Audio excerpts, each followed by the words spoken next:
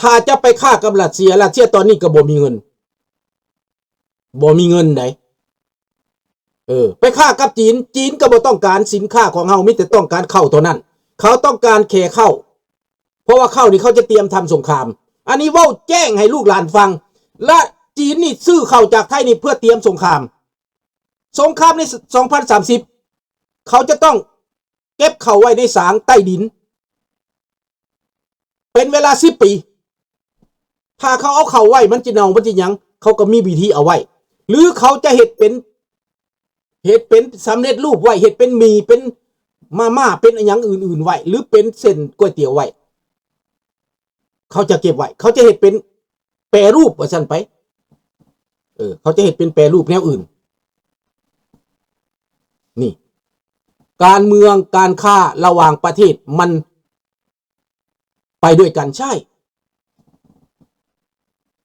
เดี๋ยวนี้มันเดินผิดทางแล้วเดินผิดทางการเมืองมันไปผิดทางแล้วแสงอุทัยสบายดีแม่นบ่ยะลุง FBI จะเข้ามากวน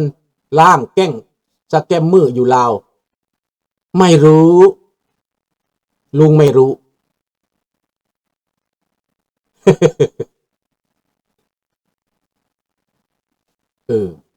ฟังคักๆเด้อเจ้าเด้อฟังคักๆเด้อฟังดีๆได้อย่าเพ้ากับผู้กับพริบตาได้ลุงบอกว่าหมากนี่นะเดินหมากนี่ที่เพื่อนบ้านเฮาเดินหรือว่าพี่น้องไทยเฮาเดินนี่ในรัฐบาลได้ 3-4 เดือนเดินนี่นะแรงมากๆเลยแรงได้แต่จะเกิดผลดีหรือเกิดผลให้ลุงก็บ่เข้าใจอีกแต่ลุงบอกว่าระยะสั้นนี้ได้ประโยชน์ยิ้มเป็นได้ประโยชน์ขายเข้าได้ก็ยิ้มแล้วจะระบายสินค้าไปบางอันบางอย่างไปรัสเซียนี่ก็ยิ้มแล้วยิ้มแต่ระยะยาวนี่แหมคงจะลำบากเลยนะตกหลุมพรางเลยนะลุงคิดเด้ออย่าโทษลุงได้ลุงเว้านี่นะอันนี้เพียงแต่ข้อคิดของผมนะข้อคิดของผมนะมันลำบากแล้วไอ้ลาวนี่ตกแน่นอนอยู่แล้วอันนั้นตายอยู่แล้วอันนั้นตายก็มันเดินพิษนั่นล่ะลาวก็ได้ถ้ามันเดินบ่พิษมันบ่ตายลาวมันเดินมากพิษมันยังตายที่จริงลาวบ่ต้องตายเพราะลาวมีดินดอนตอนหญ้าให้หน้าตากล้าประชาชนตัวเองบ่ได้ต้องประชาชนตัวเองบ่ได้ถามหยังหลายนะขนาดบ่มียากินก็ยังบ่ได้ด่านะคนลาวนี่น่ารักพี่น้องคนไทยครับน่ารักมากๆเลย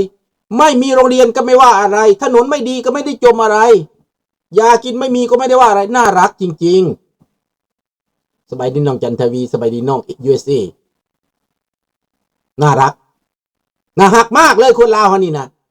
รัฐบาลเห็นหยังก็แล้วแต่รัฐบาลคอร์รัปชันก็แล้วแต่กินอยู่หั่นแหละบ่เป็นหยังอันนี้คนลาวมันเลยตายบัดนี้รัฐบาลไทยก็ต้องไปหาโซเวียตเหมือนดังลาวไปหาโซเวียตรัฐบาลเราต้องไปร่วมมือกับจีนในการฆ่าการลงทุนการเมืองเกี่ยวพันกันชัดๆไปเลยบาดนี้แล้วการฆ่าหันหลังให้กันแล้วบาดนี้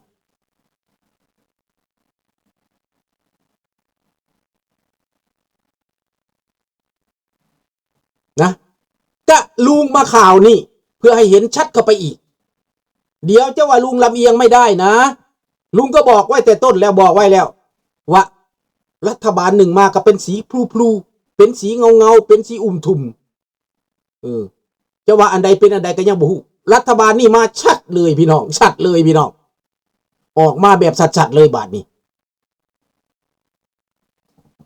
แล้วจะไปต่อรองกับการฆ่ากับเขาได้บ่ล่ะเจ้าเดินมากพิษเลยถ้าเจ้าแล้วก็อเมริกาแล้วเจ้าไปหารัสเซียไปหาจีนนั่นอาจจะดีกว่านะรอจังหวะนะ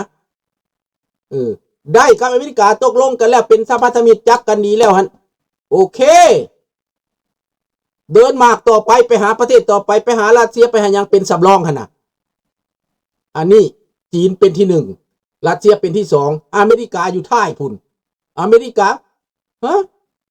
ฮะฮะอีตาถ้ำเด้อีตาถ้ำฮือโลดเลยได้ยินคำว่าไม่ง้ออเมริกาอีกต่อไปอเมริกาไม่ใช่พ่อกู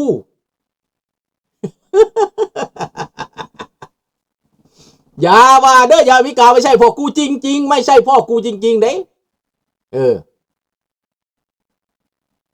มีคนเคยเว้าเนี่ยนั่นอเมริกาไม่ใช่พ่อกู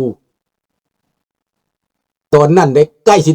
ตอนที่ใกล้ต้นยำต้มยำกุ้งอันเด้อเมริกาไม่ใช่พ่อกูว่าซั่นก็แปลกเนาะแปลกโอ้เป็นหยัง 2-3 วันมานี้มาเกี่ยวข้องกับพี่น้องคนไทยเฮาเยอะจังเลยรัสเซียกำลังหาวิธีลงกับสงครามต่อยูเครนแล้วหันมาบุกจีนแทนลุง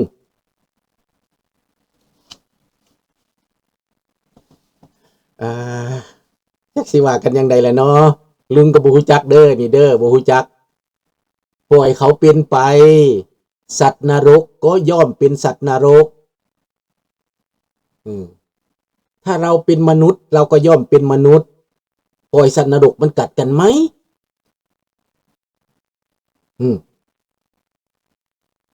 เพื่อนรักหักเหลี่ยมโหดบอกในตอนนี้รัสเซียกันนักประเทศไทยประเล่นไปฆ่าน้ำตอนเขาลงโทษนี้ตอนเขาลงโทษรัสเซียก่อมันน่ะมันบ่ถึกจังหวะอันเฮาเว้าหั่นนะบ่แม่นเฮาบ่ให้ค้าขายได้จังหวะนั้นสำคัญได้เดี๋ยวนี้เปรียบเทียบว่าน้องธนพรนี่สิมาทำพันธมิตรกับลุงสุนทราลุงสุนทราบ่มักท่องรุ่นอยู่น้องธนพรเลยเป็นหลักกินข้าวกับท่องรุ่นก่อนสิมาหาลุงสุนทราครับลุงเปรียบเด้อนี่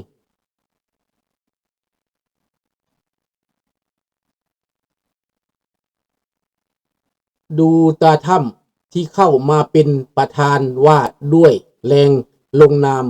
เขมรไทยก็เหมือนถ้ำตีสองหน้าคนไทยอาจจะมองแบบนั้นคนไทยจะมองแบบนั้นจังเครียดตาถ้ำแต่ลุงว่าบ่แม่นแม่นยุทธศาสตร์เขาแม่น geopolitics ของเขาน้องธนพรเขาจะมาต่อต้านเผด็จการในอาเซียเฮาเลยเข้าใจผิดว่าเขานี่บ่เอาไทยเฮาเข้าใจผิดเด้ออันนี้ลุงบอกเฮาเข้าใจผิดการเมืองผิดพลาดตัวนี้แหละเพราะคนไทยคิดว่าเขาไม่เข้าข้างตัวเองเรื่องชายแดนปัญหาภายในระหว่างประเทศของเจ้าเนี่ยเขาบ่ได้เกี่ยวข้องเขาบ่อยากให้เจ้าเฮ็ดสงครามเขาโจ๊ะเจ้าไว้เดินมากพิษล่มทั้งกระดานคือลุงเอาแล้วอันรู้คนไทยเข้าใจผิดว่าถ้ำนี้บ่ได้เข้าข้างตัวเองไปเซ็นสัญญากับค้าขายอาวุธไปเซ็นสัญญาเข้าไปคุมเขมรเขาสิเอาประชาธิปไตยเข้าเขมรเข้าไปนั่นน่ะเขาสิให้ประเทศเขมรนั่นเป็นประชาธิปไตยเหมือนน่ะเขาเปลี่ยนยุโรปเขาสิไปแบบนั้นเขาเข้าโปแลนด์แล้วโปแลนด์ดีไหมล่ะอเมริกาเข้าโปแลนด์เปลี่ยนประเทศเขาไปค้าขายกับโปแลนด์หมายความว่าประเทศอันทั้งข้างอันโปแลนด์ต้องเครียดต้องโจมตีว่าต้องว่าไทยฮักอันเขาลิ้นสองหน้าบ่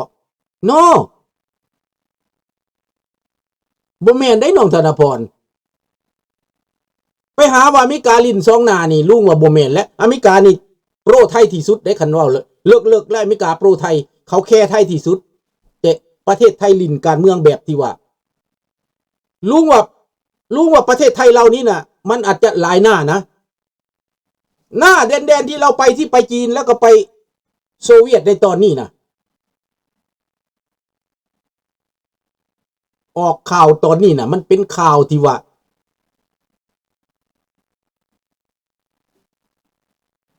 คือลุงเปรียบเทียบเมื่อกี้เนี่ยมันยังเกาะธนพรนี่สิมาลินนำลุงว้าวกันทั่วไว้ก่อนแล้ว2-3 มื้อแล้วแต่ก่อนสิมาฮอดมื้อเดียวธนพรไปกินข้าวกับ2 รุ่นก่อนถามมาลุงสุนทราจะรับไหมเนี่ย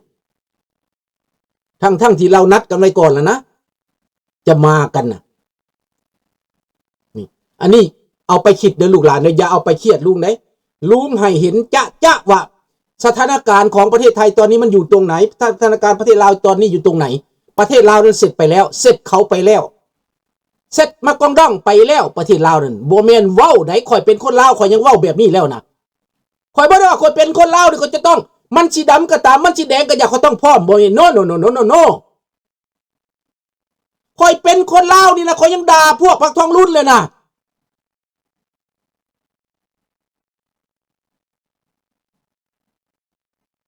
เอาฟังดีๆข่อยเป็นคนลาวว่าลาวนี่เซ็ตรัสเซียเซ็ตจีนแล้วเซ็ตแก้วแล้วบ่มีเอกราชแล้วเบิดเอกราชบ่มีปั้นรูปบักโฮจิมินห์อยู่ทางกลางบักสุพรรณวงศ์บักไกรสอนอยู่ทางข้างอยู่ในประเทศลาวแหละพวกเจ้าว่าเอกราชอยู่ไสพวกลาวตาขาวเจ้าบ่เห็นว่าตัวนั้นมันเป็นหยังล่ะบักโฮจิมินห์อยู่ทางกลางบักไกรสอนบักสุพรรณวงศ์อยู่สองข้างแม่นบ่นี่แหละการเมืองมันผิดการเมืองมันเน่าน้ำเน่าเลยนั่นน่ะ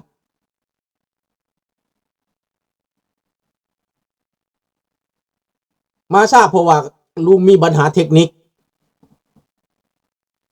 หากระแปลงได้นี่เกือบไม่ได้ออกมื้อนี้คนเขาดูถ้ำเขาทำเป็นทาเล่นบ้าบอสาเหตุเขาให้มันมั่นใจข่าวเขาพูดเป็นเทคนิคของพ่อข้าแต่ถ้ำเจ้าเอาบ่ทันเกมเราเจ้าบ่ทันเกมเราเจ้าเสียแล้วขนาดว่าเลือกตั้งนี่นะเลือกตั้งนี่จะอีตาถ้ำได้ที่ขึ้นศาลที่ตัดสินที่เข้าคุกมีเรื่องกับผู้หญิงมีเรื่องกับนั่นมีเรื่องกับนี่ที่ไหมจนบ่มีเงินค่าศาลพุ่นบาดสุดท้ายได้มาเป็นประธานาธิบดีเจ้าไปเบิ่งเกมตัวนั้นเจ้าเป็นบ้าได้เจ้านำบ่ทันได้เจ้าเบิ่งเกมตัวนั้นน่ะเกมอเมริกาซั่นสิว่าอเมริกาบ่เจ้านำเขาบ่ทันถ้าจะไปเบิ่งเพลินนี่เจ้าเสียเซตโลดเจ้าเซตโลดในเวลาเจ้าพิษกันเขาบอกหยุดสงครามลุงว่ามันดีเขาให้หยุดสงครามมันน่ะถ้าเจ้าตีกันไปเจ้าหลบกันไปเจ้าก็จะเป็นแบบยูเครนกับรัสเซียนั่นแหละน้องธนพรฝ่ายอเมริกานี่เจ้าสิไปเอาอาวุธอเมริกามาตีเขมรคนเขมรในอเมริกาล้านคน2 ล้านคนเขาสิยอมบ่น้องธนพรคนเขมรในอเมริกามี2 ล้านคนเขาสิยอมให้อิตาถ้ำเอาอาวุธไปให้ประเทศไทยมาฆ่าคนเขมรบ่ล่ะเฮาก็ต้องเบิ่งอีกอันนี้นะ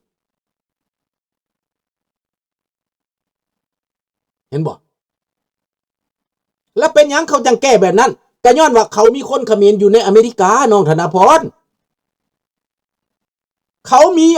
คนเขมรอยู่คนกัมพูชาคนเขมรอยู่ในอเมริกา2 ล้านคนนี่อันนี้ให้เข้าใจเด้อว่าให้เข้าใจแล้วอเมริกานี่คนเขมรก็อยู่ในสภาก็เหมือนดังม่งเหมือนดังลาวอยู่ในสภาของอเมริกานี่นะก็เหมือนดังไม่หยังประเทศไทยแต่ก่อนก็อยู่ในพรรคเดโมแครตมีทัมมี่ที่ว่า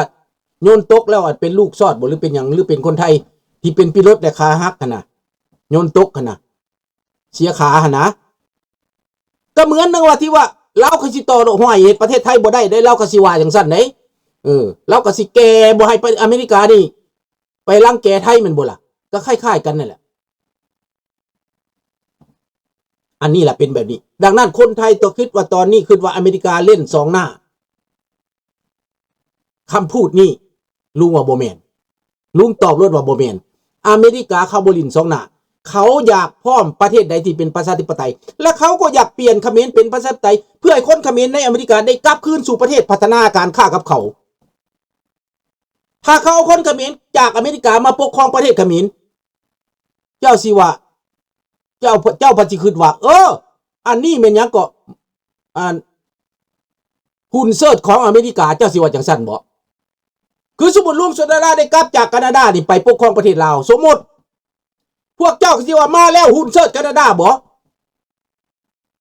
และคันซั่นพวกฝรั่งเศสอยู่ในโปแลนด์กลับคืนไปปกครองโปแลนด์คู่มือนี้เขาบ่ว่าหุ่นเซิร์ชฝรั่งเศสว่าซะนี่อันนี้